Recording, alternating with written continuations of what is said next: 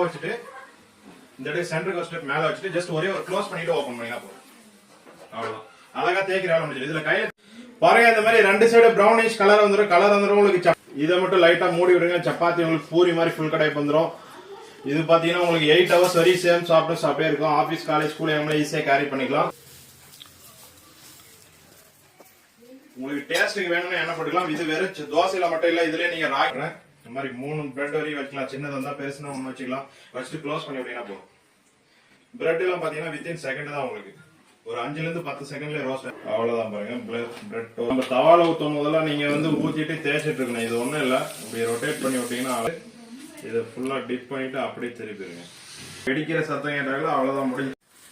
பாருங்க காலிஃபிளவர் போட்டோம் பாருங்க. இது குக் ஆயிடுச்சு பாருங்க. ஒரு 4 நிமிஷத்துலயே குக் ஆயிடுச்சு. அழகா அந்த மாதிரி ப்ரௌனிஷ் கலர் வந்துடும் உங்களுக்கு. எடுத்து உங்களுக்கு 5 பீஸ் வரையும் வைக்கலாம்.